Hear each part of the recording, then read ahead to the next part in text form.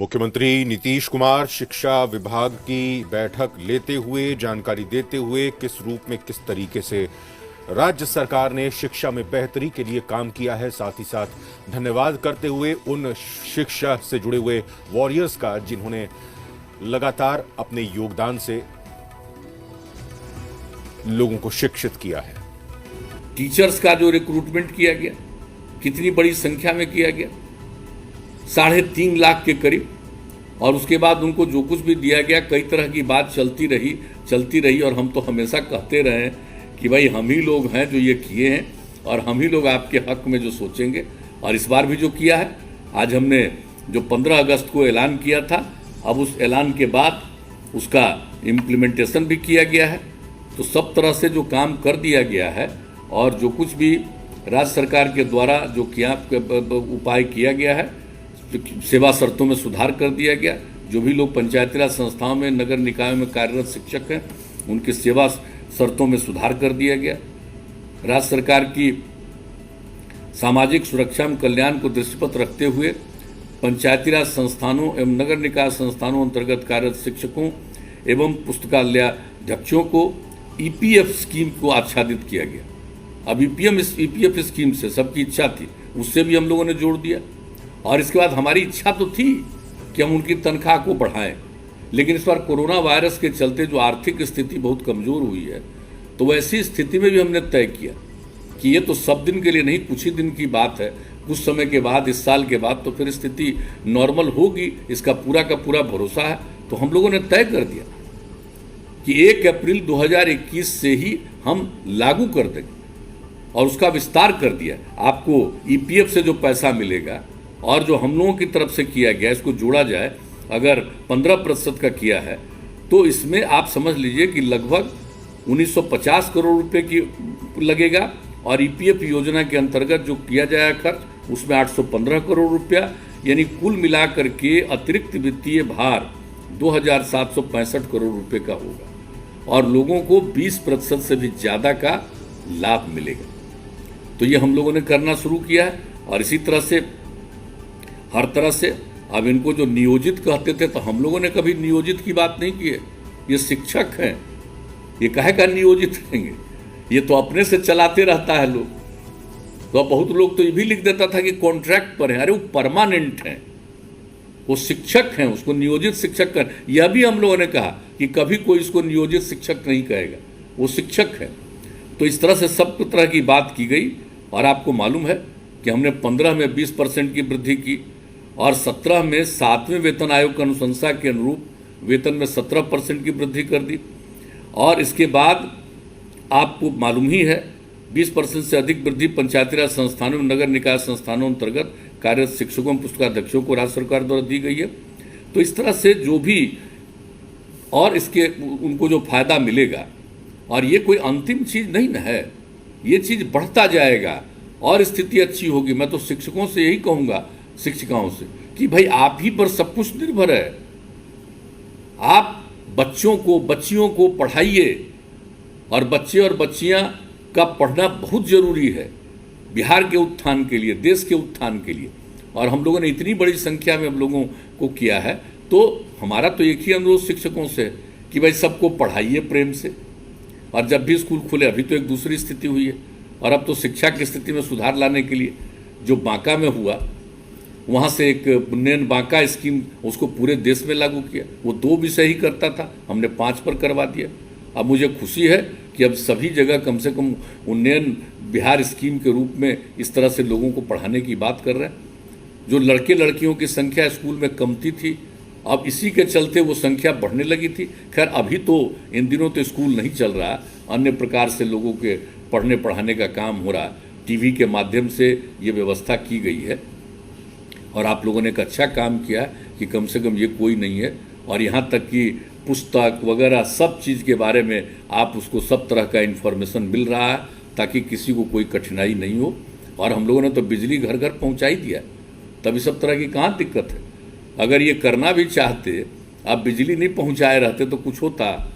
तो ये सब काम जो हम लोगों ने किया है एक एक तरह से, तो उसके चलते शिक्षा के क्षेत्र में भी बहुत लाभ। और जितने भी हमारे अन्य शिक्षकों की जो और मांगे थी और पुस्तकालय अध्यक्षों की भी ऐच्छिक स्थानांतरण के बारे में, प्रोन्नति का अवसर। अब जो उच्च माध्यमिक विद्यालय में नीचे से कोई जाएंगे और उनको उनकी पोस्टिंग होगी, सपोज करिए कि आते, तो लोगों को ये लगता है कि उनका पे स्केल तो ज़्यादा है, लेकिन अगर ये नीचे पहले से पढ़ा रहे हैं तो उनको जो वेतन मिल रहा है, तो हम लोगों ने क्या गारंटी कर दी कि अगर ये दूसरे जगह भी अपर स्कूल में भी जा कर के ये नौकरी पाते हैं, तो जो इनको मिल रहा था नीचे वो हर हालत में मेंटेन रहेगा, उससे भी कम उनको मौलिक मूल सैलरी वहाँ के शुरू में मिलने वाला था। तो वो नहीं हो, इनको पूरा का पूरा जो पहले से मिला वो तो मिले ही, लेकिन जो उसका और जो वेतनमान का लाभ होगा वो तो आगे और लाभ उनको मिलता ही जाएगा। तो एक एक चीज़ जो लोगों के मन में इच्छा थी, हम लोगों ने लोगों का ये पूरा करने का प्रयास किया है। और हम इतना ही कहेंगे कि हम लोगों को एक एक नज़रिया है, एक एक दृष्टिकोण है। और जिस तरह से स्कूलों का भी निर्माण हम लोगों ने करवाया, पंचायती राज व्यवस्था स्कूलों का भी, और जिस तरह से काम कराया गया, कहाँ होता था पहले स्कूल का, आप दे देते थे बाहर के लोगों को मिल जाता था, टेंडर बनता था, नहीं बनता था। इस तरह से जो हम लोगों ने शिक्षा समिति को दिया ये जिम्मेवारी, और कितना बढ़िया से सब कुछ बना। पहले जाते थे, घूमते थे, पता चलता था कि किधर स्कूल है और कितने स्कूलों का हम लोगों ने उसका बाउंड्री भी बनवा दिया था। तो अब कहीं भी जाते हैं तो पता चल जाता है कि किधर स्कूल है। तो बहुत सारे लोगों को तो वस्तु स्थिति को अवहेलना करने की इच्छा रहती है। अब उसके चलते लोग चाहे जो कहे, लेकिन कितना उत्थान हो रहा।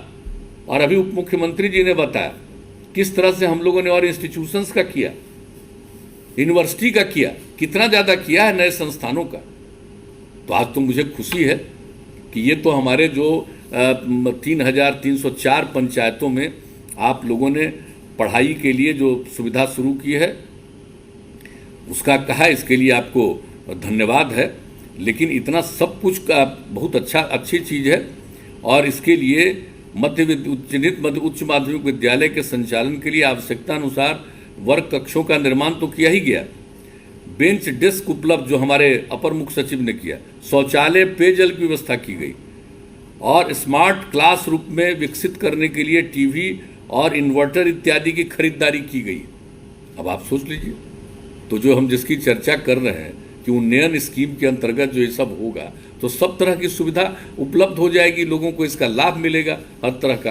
तो ये सब काम किया जा रहा है और मुझे पूरी उम्मीद है कि, और इसके बाद जो आप लोगों ने वचन दिया कि भाई 9वां से शुरू होगा, तो ये नहीं है कि 9वां के बाद आगे नहीं बढ़ेगा, 10वां, 11वां, 12वां, ये सब के लिए जो और भी जहाँ कहीं भी उसको बिल्डिंग की ज़रूरत है, जो कुछ भी ज़रूरत हो, निरंतर करते जाना।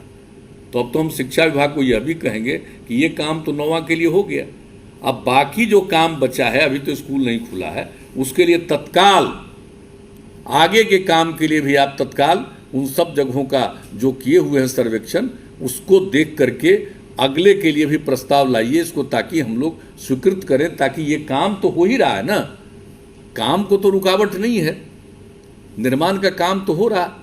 स्कूल को बंद किया गया है, लेकिन आप लोगों ने दूसरे माध्यम से लोगों को पढ़ाने का इंतजाम किया, तो ये काम तो कर दीजिएगा जरूर। तो एक तो इसके लिए हुआ, और मुझे जो कुछ बातें आपको कहनी थी वो हम लोगों ने कह दिया है।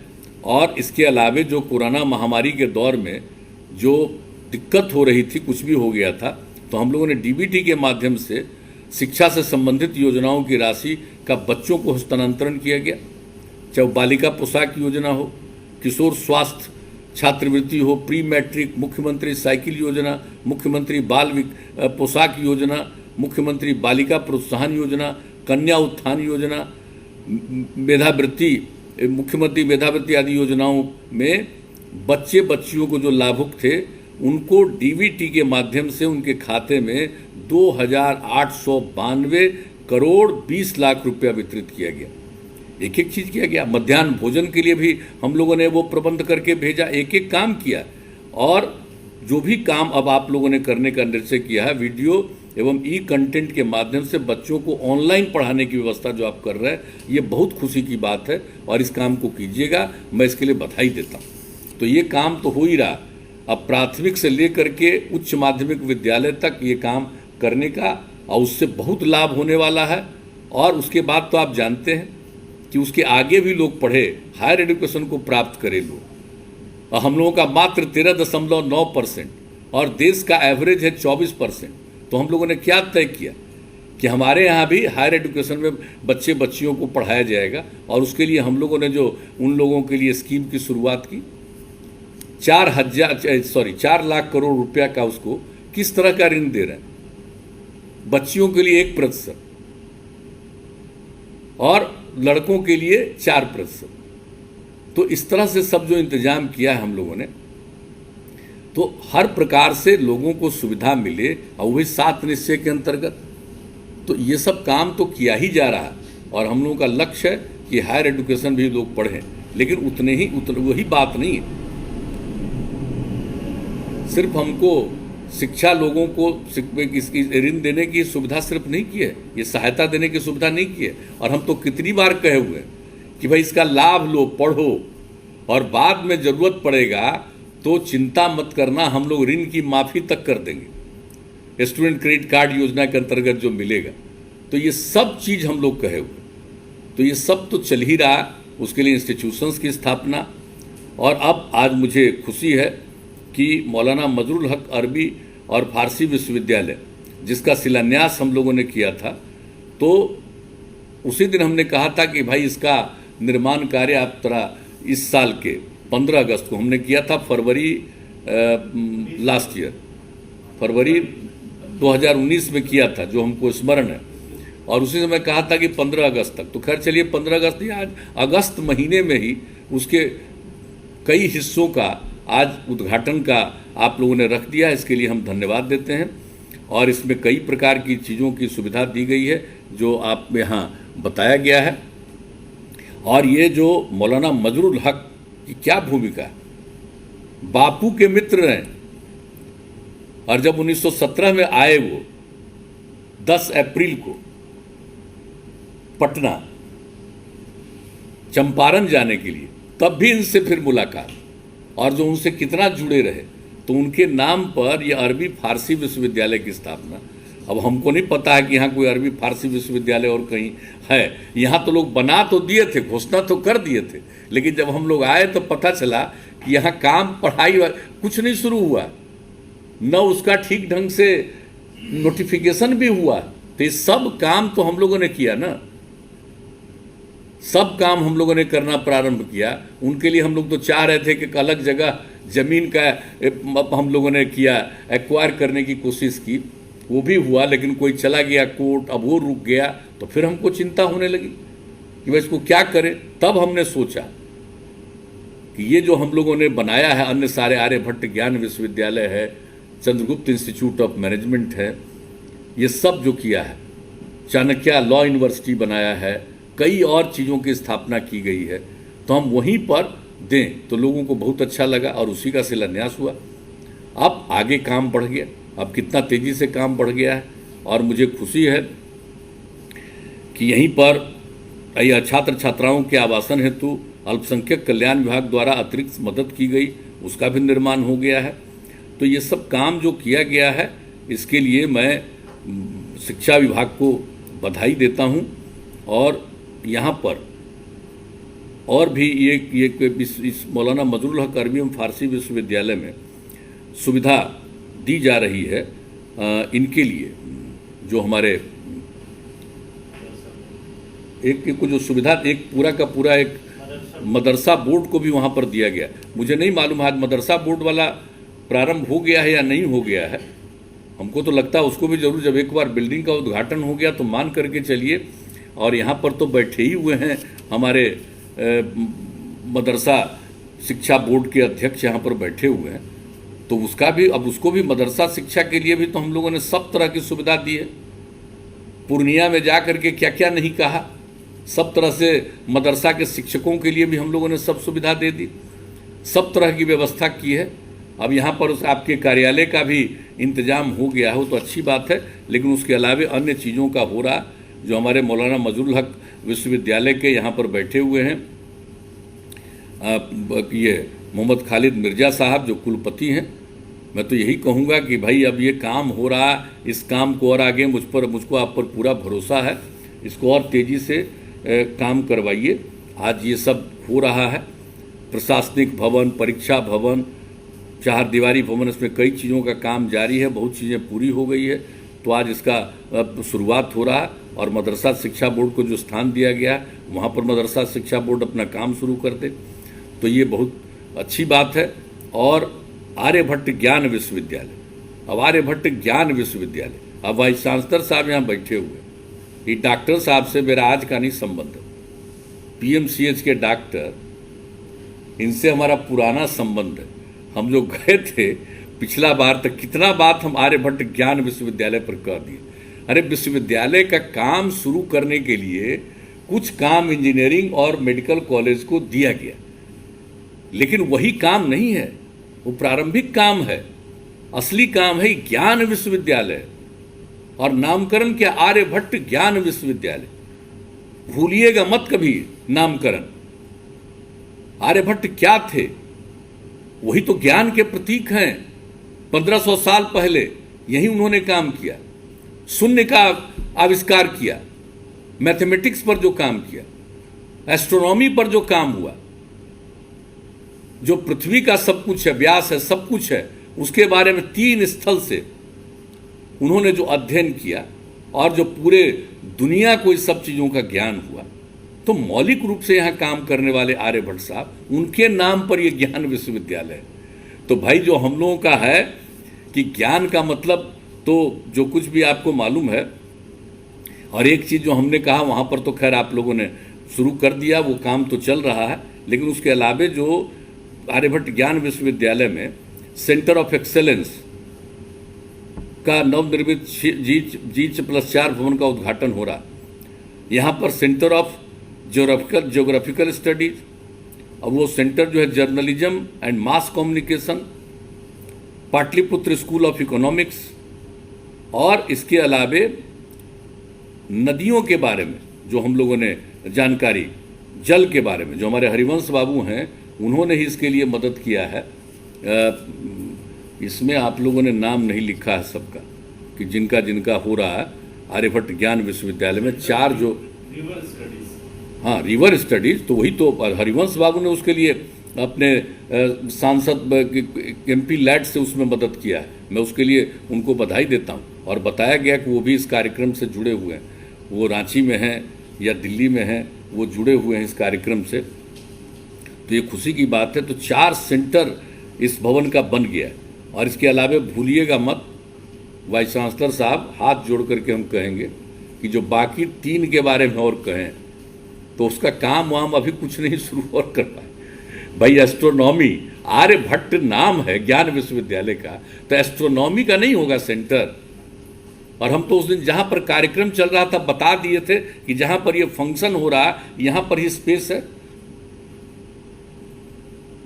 तो इन सब चीज़ों के लिए और 3 चीज़ों के लिए जो कहा है, उन सब के लिए भी हम समझते हैं कि ज़्यादा जल्दी से जल्दी सेंटर का अपना करिए। अगर सचमुच वो ज्ञान विश्वविद्यालय है भाई, मैं कितनी बार कहूँ, आर्यभट्ट नॉलेज यूनिवर्सिटी, ये अलग किस्म से यूनिवर्सिटी बनाया गया है, ये कॉमन यूनिवर्सिटी नहीं है। अन्य जो यूनिवर्सिटीज हैं उस तरह का ये कॉमन यूनिवर्सिटी नहीं है, एक अलग यूनिवर्सिटी है ज्ञान विश्वविद्यालय। इसलिए इसको जरा सा जो हम लोगों का विचार था, जो सोच था, जिसके चलते इसकी स्थापना की, अब ऐसा नहीं होना चाहिए कि हम लोगों ने इसकी स्थापना कर दी और जो हम लोगों का सोच था वो बिखर जाए। नैनो टेक्नोलॉजी वाला तो काम शुरू किया था, वो तो एक अच्छा था, कितना बढ़िया काम, हमने जाकर के देखा कितना अच्छा वो काम लोग कर रहे हैं। उस काम में उनको प्रोत्साहित कीजिए। और दूसरी बात है 4 सेंटर, डायरेक्टर का भी अपॉइंटमेंट हो गया, तो इन 4 सेंटर्स पर काम हो। और बाकी 3 के लिए जो मैंने सुझाव दिया उसके लिए आगे काम होना चाहिए। तभी हमको आर्यभट्ट ज्ञान विश्वविद्यालय बताइए, जब भी मन में कभी याद आता है तो ये सब चीज़ें मेरे मन में घूमने लगता है कि भाई सब आप लोग विद्वान लोग हैं भाई, आप लोगों को जिम्मेवारी दी गई है, कुछ तो कीजिएगा। कानून बना देते हैं हम लोग, एक्शन बना देते हैं, कैसे क्या नॉमिनेशन होगा, क्या चयन होगा, तो आप ये सब काम कर दिया। और जो हमने आर्यभट्ट ज्ञान विश्वविद्यालय का जो कंसेप्ट था उसको यूनिवर्सिटी में काम करने वाले लोग उसको भूल जाएं।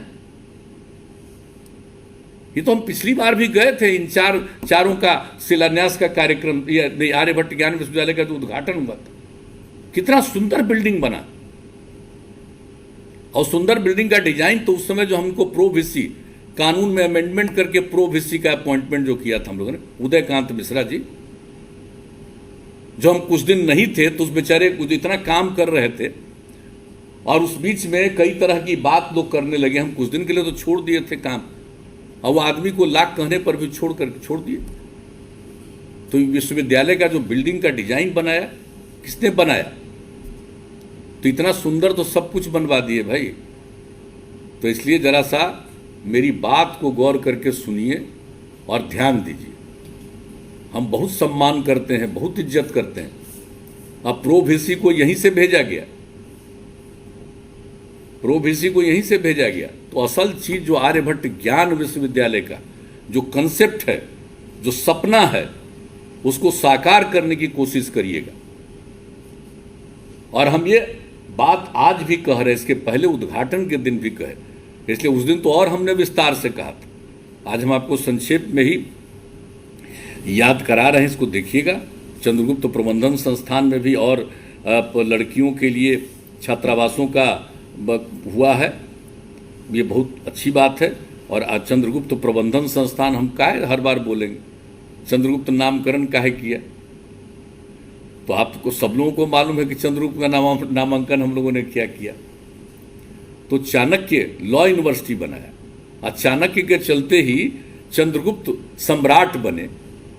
लेकिन ये सम्राट ऐसे रहे कि कभी चाणक्य को कोई तकलीफ नहीं हुई, मामूली बात नहीं है।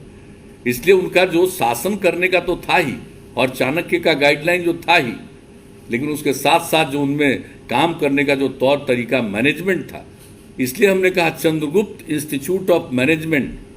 अब तो राष्ट्रीय जो मैनेजमेंट इंस्टीट्यूट है वो भी आ गया है गया में, लेकिन जरा चंद्रगुप्त प्रबंधन संस्थान है भाई, इसको भी कोशिश करिए, नामकरण याद रखिएगा। चंद्रगुप्त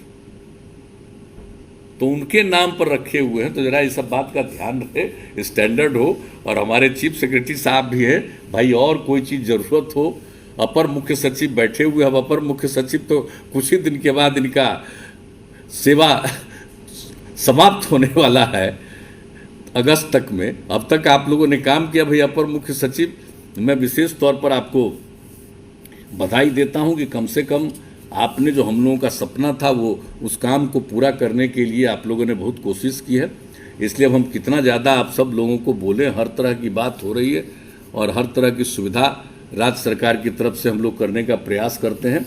और आप जानते ही हैं कि शिक्षा के क्षेत्र में अभी हमारे उप मुख्यमंत्री जी जो शुरू से वित्त का सारा अपना जिम्मेवारी संभालते हैं, क्या हुआ भाई 2005 में जो आए थे हम लोग, तो कुल बजट शिक्षा का कितना था?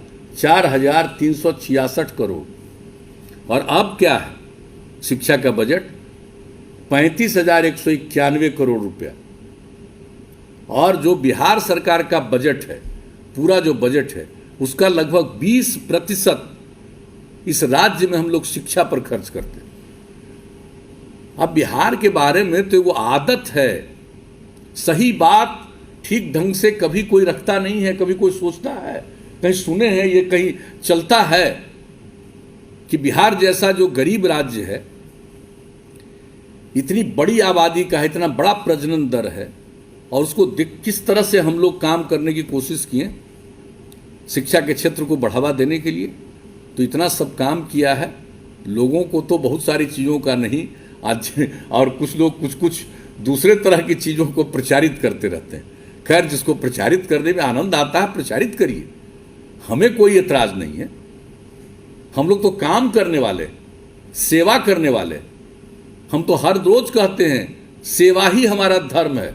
लोगों ने मौका दिया है, जनता मालिक है, जनता ने मौका दिया हम सब लोगों को काम करने का आज तक, तो हमारा कर्तव्य है कि हम लोगों की सेवा करें।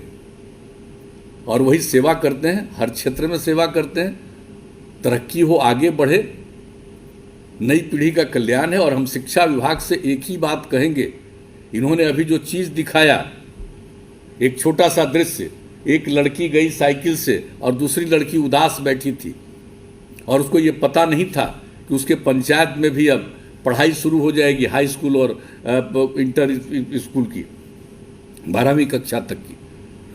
तो ये उस बच्ची को मालूम नहीं था। तो जो दृश्य दिखाए हैं आप, कृपा करके हम यही कहेंगे। और शिक्षा विभाग के द्वारा तो बहुत सारा काम हम लोग करवाते हैं, कितनी मानव श्रृंखला होती है शिक्षा के माध्यम से। हम लोगों ने जो बापू आए थे यहाँ पर, चंपारण सत्याग्रह, उसका भी 100 साल, उसमें भी बहुत सारा काम दिया। और अब तो शिक्षा में आप जानते हैं, बापू के बारे में सबको जानकारी देने के लिए हम लोगों ने 3 से 8वें तक के बच्चे बच्चियों के लिए एक किताब और उसके आगे के लिए दूसरी किताब, उसके आधार पर बापू के बारे में लोग जानते हैं। पहले लोग पढ़ा देते थे, अब टीचरों को ट्रेन किया गया कि भाई हर रोज बच्चों को बताइए, और जो बापू के बारे में जो बातें हैं उसको जानेंगे। उनका जीवन ही संदेश है। अगर जो हमारे बच्चे 10% बच्चे भी और बच्चियां भी अगर बापू के विचारों से प्रभावित हो गई और बापू के जीवन को समझ गई, तो ये देश बदल जाएगा, समाज बदल जाएगा। तो हम लोग तो ये सब काम कर रहे हैं। तो ये सब काम तो आप लोगों ने किया है, इसके लिए धन्यवाद है। और हम तो अब यही चाहेंगे कि बाकी जो कुछ भी बचा खुचा काम है, जो भी चीज़ है जिसके बारे में हमने चर्चा कर दी है, उस पर तेज़ी से काम करिए।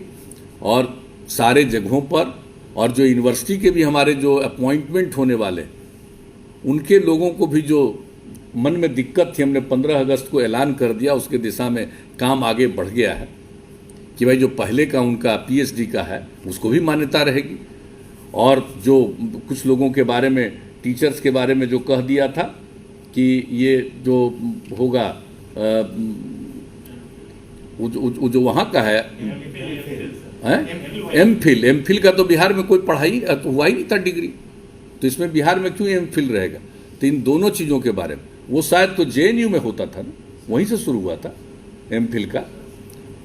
तो ये बिहार में तो एमफिल का कुछ नहीं था, तो उसको क्यों होगा। अब जो कुछ भी हुआ तो उन चीज़ों के बारे में, और पहले के जो पीएचडी हैं उनको भी पूरी मान्यता मिले, इसके लिए हम लोगों ने जो भी यहाँ से प्रावधान किया है, और वो अंतिम चरण में है, वो महामहिम के यहाँ गया हुआ है, और उसके बाद उसका जो एक प्रोसेस है वो हो रहा है। तो इसलिए सबको सुविधा। तो जो हमारे जो कॉलेजेज हैं वो भी ठीक ढंग से निश्चित रूप से वहाँ पर आगे पढ़ाई हो, हमारे लोग जो है उच्च शिक्षा को भी प्राप्त करें। और एक बात जान लीजिए, हम लोगों का लक्ष्य है 13.9% जो हमने पहले कहा, और देश का औसत है 24%, और हम लोगों का लक्ष्य क्या है कि हम लोग 30% कम से कम शेयर पर जाए, कि 30% लोग प्राप्त करेंगे हायर एजुकेशन को भी। तो इसके लिए भी सब काम कर रहे हैं। और मेरे हिसाब से मैं पुनः दोहरा कर एक बात कहूँगा, पहले की जो स्थिति थी और धीरे धीरे जो आपने अलग अलग 5-5 साल में स्थिति में बदलाव किया, और आज जो आज स्थिति आई है, अब आप सोच लीजिए, इस बार जो मैट्रिक की परीक्षा हुई तो लड़की की संख्या लड़कों से भी ज़्यादा। ये कितनी खुशी की बात हो गई। अब लड़का लड़की बराबर हो जाए तो क्या स्थिति होने वाली है अपने राज्य की। इन सब एक से एक चीज़ों के बारे में किसी को ढंग से मालूम नहीं है। नई पीढ़ी के लोगों को इन सब चीज़ों की जानकारी दीजिए। तो मैं तो यही निवेदन करूंगा कि भाई ये काम आप कीजिए, और आगे भी आपसे काम लेंगे अपर मुख्य सचिव जी, तो इसमें भी पूरा का पूरा सहयोग आप करते रहिएगा। तो मेरे हिसाब से ये पूरे तौर पर जो शिक्षा के क्षेत्र में, और हमारे जितने और अन्य अधिकारी और शिक्षा के जो विशेषज्ञ हम लोगों के काम के साथ जुड़े हुए, मैं सबको धन्यवाद देता हूं, बधाई देता हूं। उनको जो जो काम हम लोगों ने दिया, क्या क्या काम किया, हमने तो एक चीज़ की चर्चा कर दी 1917 में, जो 100 साल पूरा हुआ बापू के चंपारण आने का, चंपारण सत्याग्रह का। लेकिन उसके बाद भी जो सब काम किए, चाहे हम लोगों ने शराबबंदी लागू किया तो उसके लिए जो हम लोगों ने मानव श्रृंखला बनाई, फिर जो हम लोगों ने लागू किया बाल विवाह और दहेज प्रथा के खिलाफ, तो उसके लिए जो किया, तो उस सब में जो आपका सहयोग, और इस बार जो जलवायु परिवर्तन अभियान जब मिशन मोड में लागू करके अभियान जो शुरू किया, और इस बार जो 19 जनवरी को जो मानव श्रृंखला बनी, सबका रिकॉर्ड तोड़ करके 5 करोड़ 16 लाख से ज़्यादा संख्या लोगों की 18,000 किलोमीटर से ज़्यादा बढ़ी। इसमें शिक्षा विभाग ने अग्रणी भूमिका निभाई, मैं इसके लिए भी धन्यवाद देता हूँ। तो भाई शिक्षा का मतलब क्या है आप समझ लीजिए, सिर्फ पढ़ना नहीं, सचमुच कॉन्शस होना, ज्ञानी होना, तो इन सब चीज़ों का लक्ष्य है। तो इसके लिए भी मैं शिक्षा विभाग को धन्यवाद देता हूं। और आज आप लोगों ने जो कुछ भी काम का आज उद्घाटन करवाया है विभिन्न जगहों पर, उसके लिए भी हम बधाई देते हैं। और थोड़ा बहुत सभी इंस्टीट्यूशन के बारे में हमने कह दिया। अब जरा मेरी बात पर प्रेम पूर्वक ध्यान रखिएगा, ऐसा मत समझिएगा आर्यभट्ट के वाइस चांसलर साहब और दूसरे लोग कि मैं कोई आपको अन्य तरह से कुछ कह रहा हूं। मैं तो सिर्फ बार बार ये कहूँगा, मेरे सामने आइएगा तब भी मैं कहूँगा, क्योंकि जो मकसद है आर्यभट्ट भूलिएगा मत, और ज्ञान विश्वविद्यालय, तो ये सब तो हो। और अन्य जगहों पर जो कुछ भी हम लोगों ने स्थापना की है, उन सबों के लिए, अन्य यूनिवर्सिटीज़ के लिए, अन्य इंस्टीट्यूशंस के लिए जो भी करना होता है, वो सब के लिए हम लोग काम कर रहे हैं। वो तो हम लोग करना चाहेंगे, और जो भी अब तक अवसर मिला है हम लोगों ने अपनी क्षमता भर सेवा करने की कोशिश की है। और शिक्षा विभाग ने शिक्षा के क्षेत्र को उन्नत करने के लिए जो काम किया, ये कोई मामूली बात नहीं है।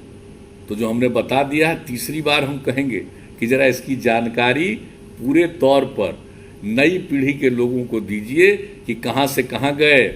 हमारे उप मुख्यमंत्री जी एक बात बता रहे थे, लेकिन अभी भी जहाँ शिक्षा के बारे में कोई ध्यान नहीं था,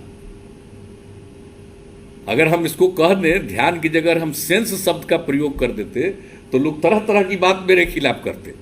लेकिन हम नहीं कहते कि सेंस नहीं है, हम कह रहे ध्यान नहीं है।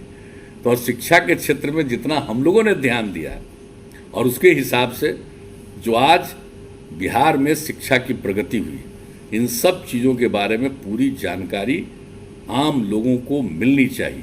यह कोई राजनीतिक बात नहीं है, ये काम है और ये सेवा है, इसकी जानकारी सबको मिलनी चाहिए। तो इतना ही कहते हुए आप सबको मैं पुनः धन्यवाद देता हूं, और जितने लोग इस कार्यक्रम में शामिल हुए हैं सबको मैं बधाई देते हुए अपनी बात को समाप्त करता हूं। बहुत बहुत धन्यवाद।